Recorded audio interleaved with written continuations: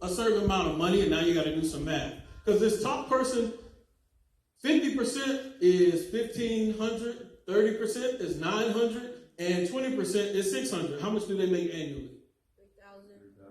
Okay, that person makes $3,000. So if you made $3,000, that's how you would budget it. So what's interesting is you learn, when you look at your income, break it down like this and you'll see how far off you are or where you are. So let's say if that person's mortgage payment or rent payment is $1,000 a month, but the car note is $300, and then they got all these other expenses, insurance, their needs, they probably have exceeded it. So now they might have to cut back some of the wants, some of the wants to figure it all out. But it takes time to get there. You don't get here overnight. It takes time.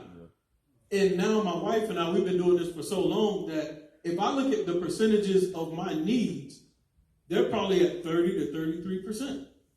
So now I have much more money to give, to help, to support people. If I want to spend it more on wants, I can. If I want to hand out gift cards, I can, because my needs are only about 30% of our total income. You see the examples for other person. How much does that second person make a month? Wow. And the third person, how much do they make? So those are examples for you to use for yourself. Now, when you're budgeting, get rid of the unnecessary. My wife and I, we did all kind of stuff to get rid of unnecessary. That's back when they had Blockbuster videos, and eventually they went to the red box. And we had a video warehouse. We quit watching movies. We quit renting movies on the weekend because we realized $20 every weekend back then. That was $80 a month. We could knock out a credit card bill by the end of the year. So you make adjustments. Phone company, hey, switch this. No, what's the lowest? Okay, we'll take that. There was one point I cut my cell phone off. This was years ago. And I just went without a cell phone for a year to get rid of another debt. And so we just made all type of adjustments. Cable wasn't even in the equation. We got rid of the cable. And then we stayed in one apartment complex where the neighbor knew how to. So anyway, but we stopped doing that too. But we didn't have a cable bill because we were trying to get out of debt, right? So when you look at this, you get rid of stuff that you don't need. What matters to you most? You can read a book instead of watch the TV.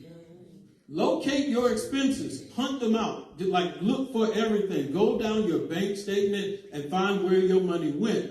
Check your bank statements, check your credit card purchases, the ATM withdrawals. When you cash app somebody, when you Zelle somebody, classify and identify, and that's why you have that paper to put all that down there, because now you can say, okay, all these expenses are needs, all these expenses are wants. How much am I investing? How much do I really care about my future self? And then if you look at it and you see it's zero, then you got to make that adjustment. And you got to do what it takes to make those adjustments. Next slide. This is another example of it. I didn't get there overnight, but I'm so happy I'm there now because I have the freedom to love and to help other people. I donate to Africa and Cameroon and the Ivory Coast, and it's not a burden. My family doesn't go without it. And we can obtain other things if we choose to, and it allows me to invest. You know, whenever I tell people to invest, I tell them to invest, but don't invest money that's going to stop your family from eating. That's right. So don't go hungry because you took a crazy risk. Be calculated in everything that you do. So whenever I put money somewhere, I knew if I never saw it, if it wasn't productive, I was going to be perfectly fine. But I do like to be calculated when I invest. Next slide. Budget flow creates potent financial power. You want to be in a position of power. So when the pandemic hit in 2020, most people took their money and they hodled it and they cuddled it and they protected it because it's a pandemic, things are bad, things are not going well. And if things aren't going well, you're worried. So the best thing in people's mind is to hold money. But I want to let you know that wealthy people, when everyone panics and hold their money, they spend their money. They go acquire assets. They go acquire real estate. They go invest in the stock market because the stock market dipped all the way down. Well, guess what? It can only go one place, but it goes up. So that's why they do that. So when people hold money, the wealthy go spend. And when people are spending, the wealthy start stacking it up to prepare themselves. So like right now, real estate interest rates and all that is high, and the feds keep deciding to hold back from raising the rates anymore. They're kind of at the standstill, and eventually they're going to start lowering the rates.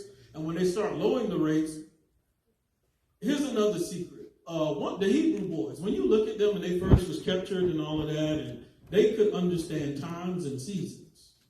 That's a lot. So you gotta catch that in the spirit. When you can understand times and seasons and you know it's going to come up, then you know how to invest better. You know how to catch a moment. You know how to make a little bit become a lot because you understand times and seasons. So when the rates are high right now, when they start dipping back down, when the rates are high, people buy houses. Now they got to get 6 and 7% interest rates, 8% interest rates when they buy a house. The bank benefits, right? Now you got to pay that 8% rate for 30 years. So you end up paying for that house how many times? At least twice. Now when the rates dip, everyone who had a high rate is going to refinance for a lower rate, right? Is the bank going to do that for free? So then they get to hit you up again. And so now you're still paying that mortgage and they reset you for another 30 years. Yeah, you can adjust to 15. But by the time they get all that interest from you, you end up paying for the house twice.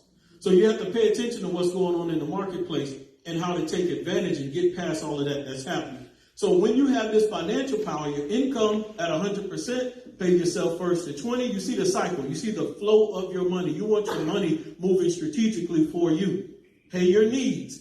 Pay your wants. Give. I don't have an amount there because when you are a cheerful giver and you start giving, you may not put an amount every month. One month it might be 50%. Another month it may be 30%. But when you make your budget and you perfect it, you can give as much as you need to because everything is taken care of.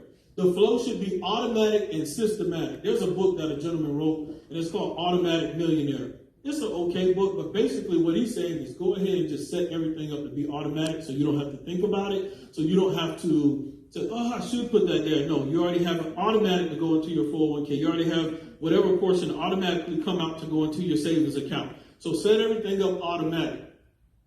Also, your budget should have a purpose and increase your financial discipline. If you don't have a purpose for your budget, then your budget isn't going to serve you.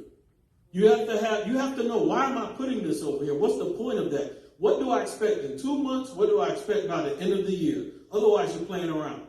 Otherwise, you're not holding yourself and your budget accountable to any type of goals. Whenever you start budgeting, you also want to have 3 to 6 months of savings. What does Proverbs 21 and 20 say? Proverbs 21 and